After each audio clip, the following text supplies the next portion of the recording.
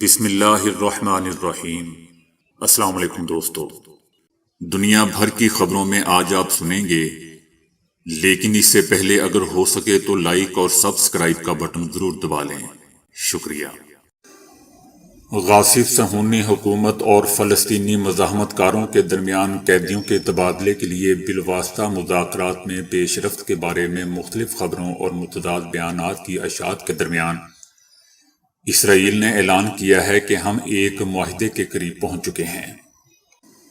یرغمالیوں کے تبادلے کے معاہدے میں پیش رفت ہوئی ہے اور اسے اگلے 48 سے 72 گھنٹوں میں نافذ کیا جا سکتا ہے۔ اسرائیلی کابینہ یرغمالیوں کے تبادلے کے معاہدے پر بات چیت کے لیے ایک اجلاس منعقد کرے گی۔ اسرائیل نے غزہ کی پٹی میں اقوام متحدہ کی کارروائیوں میں استعمال ہونے والے ٹرکوں کے لیے 24,000 لیٹر ایندھن درآمد کرنے پر رضامندی ظاہر کی ہے۔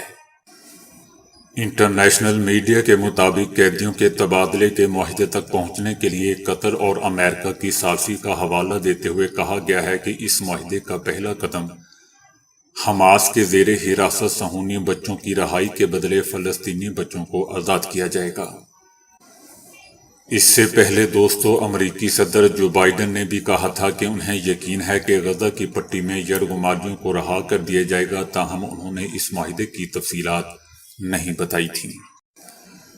غزہ کی پٹی میں مزاحمتی گروہوں کے خلاف امریکہ اور صہیونی حکومت کے بے بنیاد الزامات کہ وہ ہسپتالوں اور طبی مراکز میں چھپے ہوئے ہیں، اس پر حماس کی جانب سے شدید رد عمل آیا ہے۔ حماس نے کہا ہے کہ ہم پینٹاگون اور وائٹ ہاؤس کی جانب سے حماس کے دشمن قیدیوں یا کمانڈ اینڈ کنٹرول سینٹرز کو چھپانے کے لیے ہسپتالوں کے استعمال کے بارے میں بیانات کی شدید مذمت اور اسے مسترد کرتے ہیں۔ امریکی بیانات صحت کے شعبے کو تباہ کرنے اور ہمارے لوگوں کو ان کی سرزمین سے بے گھر کرنے کے لیے دباؤ ڈالنے کے مقصد سے ہسپتالوں کو نشانہ بنانے کے لیے یہ گرین سگنل ہے۔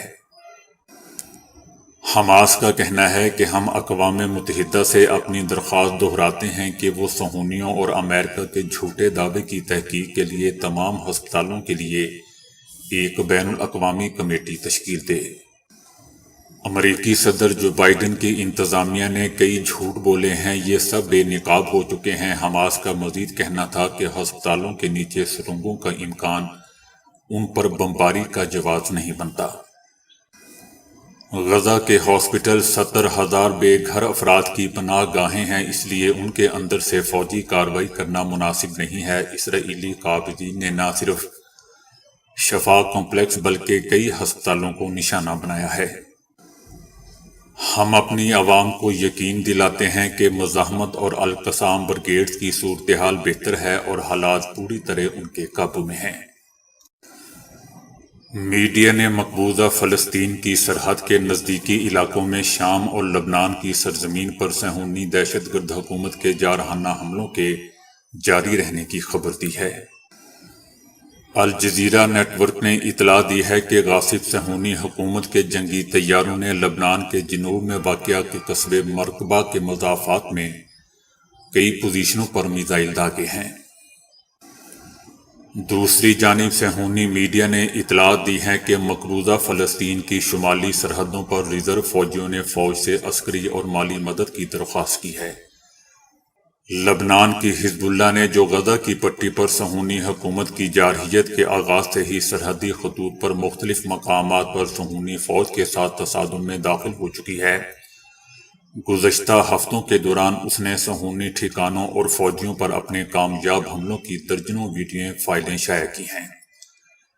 حزب اللہ نے حال ہی میں اعلان کیا ہے کہ غزہ کی پٹی میں صہیونی حکومت کے حملوں میں اضافے کے ساتھ ہی اس نے کئی واقعات میں صہیونی حکومت کی فوج کے ٹھکانوں کے خلاف برقان میزائلوں کا بھی استعمال کیا ہے۔ اسرائیلی فوج نے غزہ میں حماس کے زیر انتظام پارلیمنٹ اور دیگر سرکاری اداروں پر قبضے کا دعویٰ کیا ہے۔ اسرائیلی افواج کی جانب سے مقبوضہ فلسطین میں تیسرے بڑے پناہ گزین کیمپ الشاطی پر بھی قبضے کا دعویٰ کیا گیا ہے، تاہم حماس نے اسرائیلی فوج کے دعوے مسترد کر دیے ہیں۔ حماس کا کہنا ہے کہ خالی اور پہلے سے تباہ کی گئی عمارتوں پر خیالی قبضے کا اسرائیلی دعویٰ فتح ظاہر کرنے کی ناکام کوشش ہے۔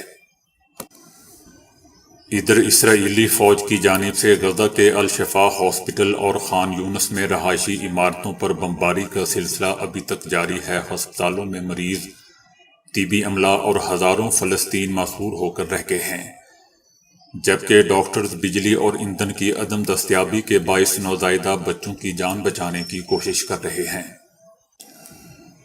اسرائیلی بمباری سے الشفا ہاسپٹل کے احاطے میں شہید ہونے والے 120 سے زائد فلسطینیوں کی میتوں کو ہسپتال کے احاطے میں ہی اجتماعی قبر میں دفنا دیا گیا۔ ادھر اقوام متحدہ نے ایک بار پھر انسانیت کے نام پر فوری جنگ بندی کی اپیل کر دی ہے، جبکہ حماس کی جانب سے 5 دن کی جنگ بندی کے بدلے 70 اسرائیلی یرغمالیوں کو رہا کرنے کی پیشکش بھی کی گئی ہے۔ دوسری جانب امریکی صدر جو بائیڈن نے کہا ہے کہ اسرائیل کو غزہ کے الشفا ہاسپٹل کو بچانا ہوگا۔ اس معاملے پر اسرائیلی حکام سے رابطے بھی ہیں۔ امریکی صدر جو بائیڈن کی جانب سے یرغمالیوں کی جلد رہائی کی بھی امید ظاہر کی گئی۔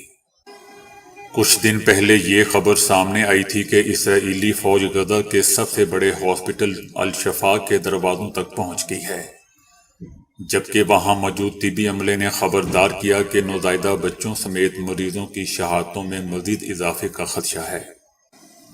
اسرائیلی فوج نے کئی روز سے الشفا ہاسپٹل کو گھیرے میں لیا ہوا ہے اور اس کے اندر موجود ڈاکٹروں کا کہنا ہے کہ بجلی کے جنریٹرز کے لیے ایندھن نہ ہونے کے باعث وہ مریضوں کا علاج کرنے سے قاصر ہیں۔ دوستو، یاد رہے کہ غزہ پر اسرائیلی بمباری اور زمینی آپریشن کے باعث غزہ کے 35 میں سے 25 ہاسپٹل غیر فعال ہو چکے ہیں، جبکہ اسرائیلی فوج نے الشفا اور القدس ہسپتالوں کے اطراف معاصرہ سخت اور انٹرنیٹ سمیت مواصلاتی رابطے بھی منقطع کر دیے ہیں، جبکہ شہداء کی کل تعداد 12,000 کے قریب پہنچ چکی ہے۔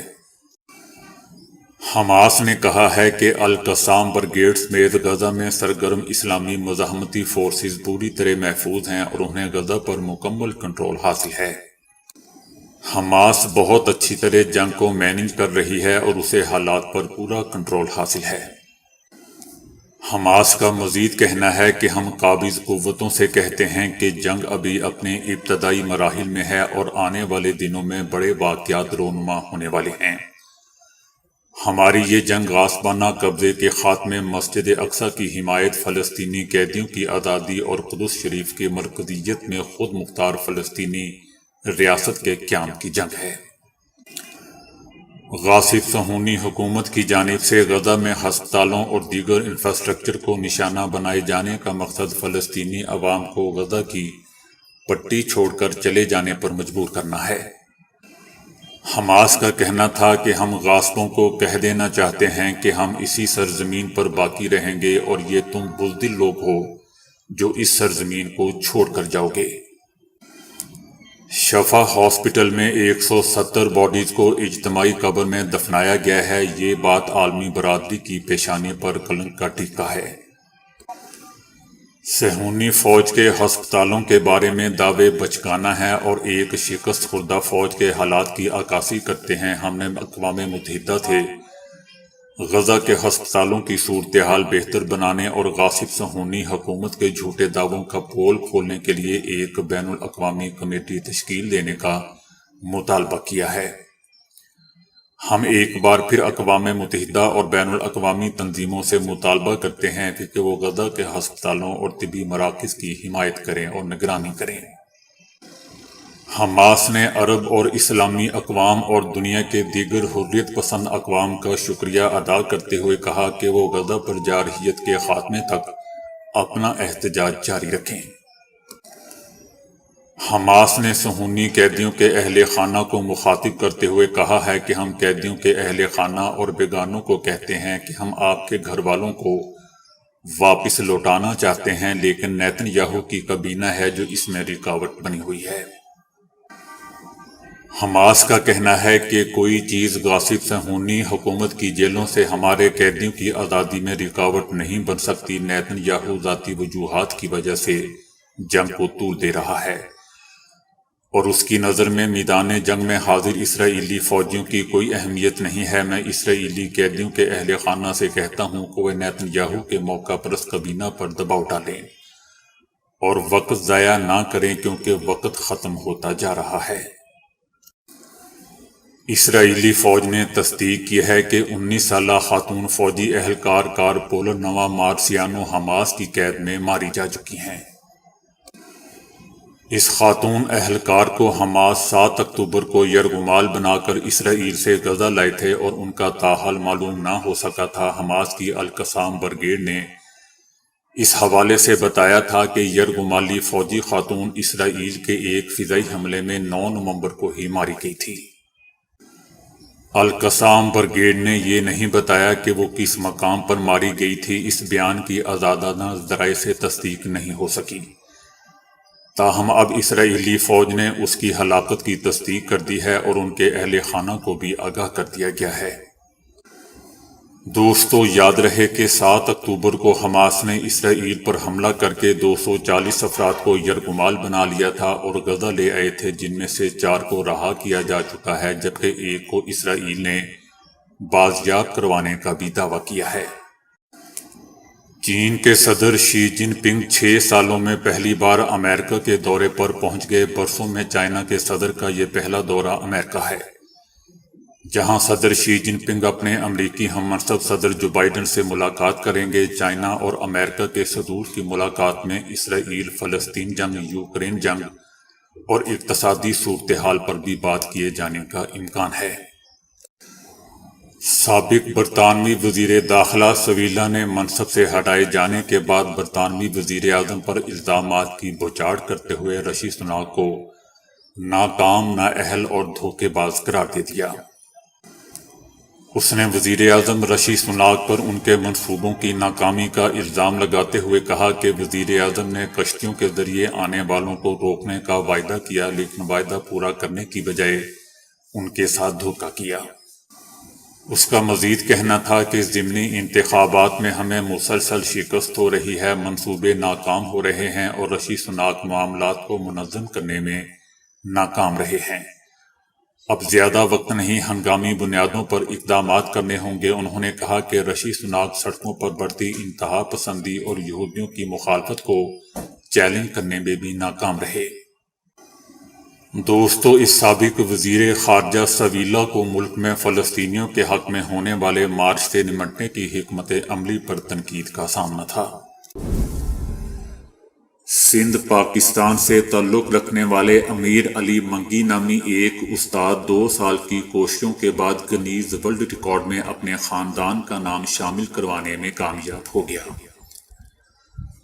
ان کے گھر کے 9 افراد کی پیدائش، ان کی شادی اور ملازمت ایک ہی تاریخ 1 اگست کو ہوئی۔ امیر علی منگی کا تعلق لاڑکانہ کے علاقے دھا مراد سے ہے اور وہ ہائی اسکول میں استاد ہیں۔ انہوں نے جب محکمہ تعلیم جوائن کیا تو ان کی تاریخ 1 اگست تھی، اسی طرح ان کی شادی بھی 1 اگست کو ہوئی تھی۔ امیر علی نے بتایا کہ وہ 1 اگست 1968 کو پیدا ہوئے، جبکہ ان کی بیوی کی پیدائش 1 اگست 1973 کی ہے۔ ان کی پہلی اولاد بیٹی سندھو امیر 1 اگست 1990 میں پیدا ہوئی۔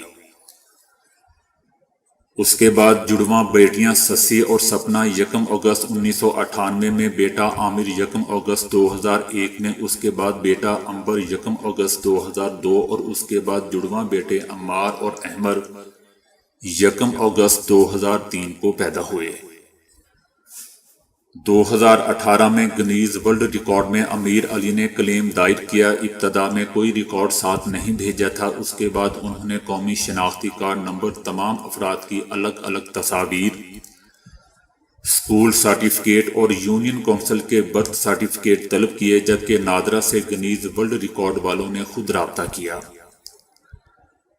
دسمبر 2020 میں انہوں نے آگاہ کیا اور مارچ 2021 میں گنیز ورلڈ ریکارڈ کا سرٹیفکیٹ جاری کر دیا۔ دوستو، یاد رہے کہ امیر علی نے سوشیالوجی، IR، اکنامکس سمیت متعدد ماسٹرز ڈگریاں بھی حاصل کی ہوئی ہیں۔ امیر علی نے امریکی شہری کا ریکارڈ توڑا ہے۔ گنیز ورلڈ ریکارڈ 1966 کے مطابق کیمنز خاندان کے 5 بچے ایک ہی تاریخ یعنی 20 فروری کو پیدا ہوئے تھے۔ نور عنایت خان کو انسانی تاریخ کی بہادر ترین خاتون کے لقب سے نوازا جاتا ہے، جس نے دوسری عالمی لڑائی کے دوران برطانیہ کے لیے جاسوسی کا کام کیا تھا اور بالآخر جرمن اہلکاروں کے ہاتھوں گرفتار ہو کر 10 ماہ کی اذیتوں کے بعد انہیں مار دیا گیا تھا۔ نور عنایت خان کا پورا نام نور النساء عنایت خان تھا۔ نازی جرمنی کے مشہور خفیہ پولیس چیف گسٹاپو نے ان سے راز اگلوانے کے لیے ہر ظلم آزمایا، لیکن وہ نور عنایت خان سے کچھ نہ پوچھ سکے۔ نور عنایت خان کی جرأت اور بہادری کی کہانی آج بھی برطانیہ اور فرانس میں بے حد پاپولر ہے۔ ان کی خدمات کے اعتراف میں انہیں برطانیہ کے سب سے بڑے شہری اعزاز جارج کراس سے نوازا گیا۔ فرانس کی طرف سے بھی انہیں اعلیٰ اعزاز ڈی گوئرے سے نوازا گیا۔ ان کی یاد میں لندن میں ایک یادگار بنائی گئی جو برطانیہ میں کسی مسلمان اور کسی ایشیائی خاتون کے اعزاز میں پہلی یادگار ہے۔